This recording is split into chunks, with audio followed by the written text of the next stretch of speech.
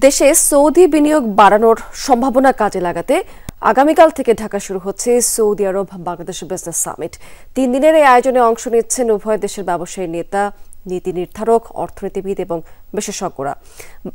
Saudi Bangladesh chamber of commerce and industry আয়োজিত এক সংবাদ সম্মেলনে জানানো হয়েছে যে বাংলাদেশের তৈরি পোশাক, কৃষিপণ্য, আইটি, ডিজিটাল, ফাইন্যান্স এবং পাটজাত পণ্যের বিপুল সম্ভাবনা আছে সৌদিতে। বিজনেস সামিটে সৌদির বিভিন্ন ব্র্যান্ড এবং বিনিয়োগকারীরা অংশ নেবেন। বলা হচ্ছে মানব সম্পদকে কাজে লাগিয়েই মূলত বাংলাদেশকে বিজনেস হাবে পরিণত করার সুযোগ রয়েছে। সৌদি ব্যবসায়ীরা বাংলাদেশ থেকে দক্ষ জনশক্তি নেয়ার পাশাপাশি পেট্রোকেমিক্যাল, ইস্পাত, কৃষি শিল্প, গ্রিন টেকনোলজি, সাইবার সিকিউরিটি এবং সেমিকন্ডাক্টর খাতে যৌথ বিনিয়োগে আগ্রহী। সামিটে সৌদি আরবের 20 সদস্যের প্রতিনিধি দল অংশ নেবেন। বিজনেস সামিট উদ্বোধন করবেন বাণিজ্য উপদেষ্টা শেখ বশির উদ্দিন।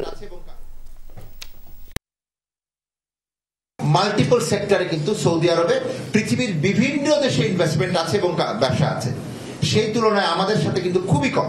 সেই কারণে আমাদের মনে হয় আমরা এই মুহূর্তে সৌদি বাংলাদেশ চেম্বারের ফোকাসটাই থাকবে সৌদি আরব এবং বাংলাদেশ। আমাদের দেশটা এমন একটা জায়গায় আছে, এখান থেকে আমরা জনশক্তিকে ডাইরেক্টলি ইউজ করে একটা ম্যানুফ্যাকচারিং হাব হিসেবে বাংলাদেশকে আমরা দেখতে পারি।